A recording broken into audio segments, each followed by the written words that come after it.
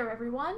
The Queen of the Damned by Anne Rice, the third book in the Vampire Chronicles, and the culmination of what is essentially the first story arc of the series. Most of the books in this series are origin stories of characters that exist in the universe, so the fact that this concludes a storyline of sorts is quite nice. It's not as good, I think, as Interview with the Vampire or The Vampire Lestat, but I'll get to that a bit later. Timeline-wise, The Queen of the Damned takes place very shortly after the end of The Vampire Lestat.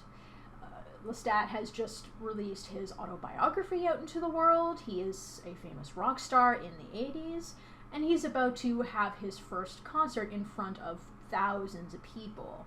His music has drawn the attention of human admirers as well as vampire threats, because even though most humans wouldn't even believe even half of the stuff that Lestat wrote about, it's a no-no to talk about vampire secrets, so naturally there are vampires out to kill him. However, during the concert, his music ends up waking up Akasha, the titular Queen of the Damned, who then proceeds to kill every single vampire who has gone after him. And then shortly after he goes to sleep, just before the sun is about to rise, she abducts him and takes him away to places unknown. And many vampires have been receiving visions of red-headed twins, for who knows what reason. So at first, when Lestat wakes up from his sleep and he is in the presence of Akasha, he thinks he is living his dream. Akasha is awake, she is beautiful, she is powerful, she is in love with him, pretty as much as he is in love with her.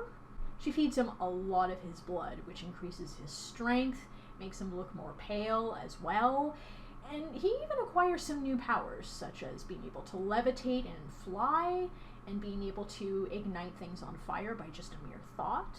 Akasha shares with him her desire for a peaceful world, and for her to rule that world with him alongside her, which sounds both a bit noble and a bit sketch.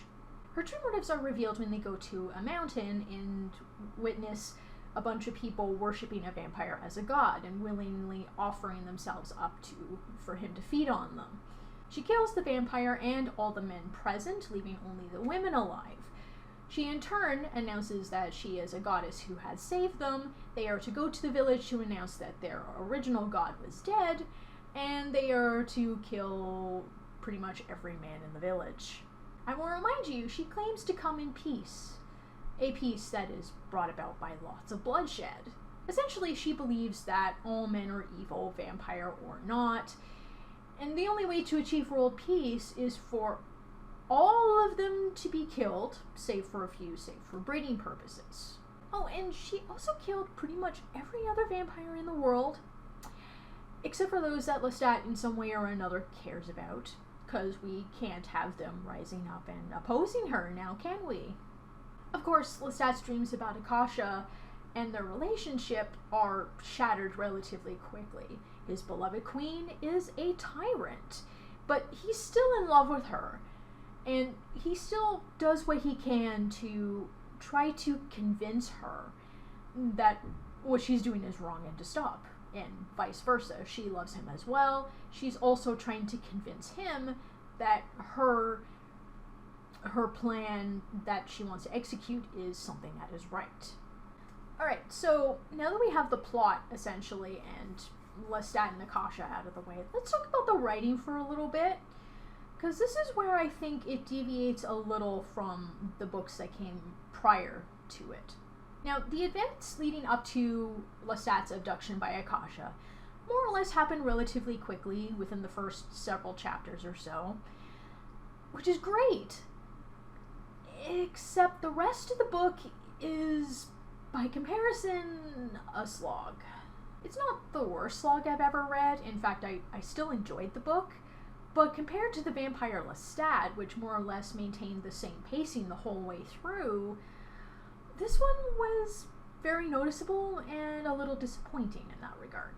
The novel definitely suffers from sagging middle syndrome. Now, much of the second or middle part of the book is more or less exposition and history, of character backstory that is deeply connected to Akasha and to the red-haired twins and to the creation of vampires overall. Now, because so much of this information is left to this book, and some of it was only briefly alluded to or touched upon in the previous book, it means that the plot has slowed down considerably to allow for this exposition, which kind of, in a way, feels just a little bit forced. The actual confrontation near the end of the book is... don't assume it's going to be some kind of extravagant affair. This is Akasha we're talking about. She's thousands of years old. She is extremely powerful. So attacking her normally, like with powers or whatever, is not something that would work out very well. Now, one thing about this book that was still the same compared to other books is Anne Rice's romantically descriptive prose is still very much on point and enjoyable. But there are some parts where information is repeated a little bit too much, a little more than usual, and information that from one character or another at some point that was previously stated in previous books or even earlier on in the same book, it came across as just a form of padding. It was just a little too much. And if it only occurred once or twice, that would have been so bad, but it happened way more than I would have liked. I know there were at least a few years between the publication of The Vampire Lestat and The Queen of the Damned, but it felt like it was assumed that the readers were either stupid or forgot a lot about the detail, and that's not very good. I don't know if it's just because I read it back to back pretty much, but that's how it came across to me. I still would have been content on settling with a higher than average rating for this book, but there was one thing about the book that it was really annoying and really hindered that rating quite a bit. And I like to call it the chapter that shouldn't exist. There is a chapter earlier on in the novel which features a one-off character. It doesn't add anything new to the story. The character themselves is unimportant. The chapter literally has no reason to be there whatsoever. I would have been perfectly content with moving on with the rest of the book and pretending that chapter didn't exist.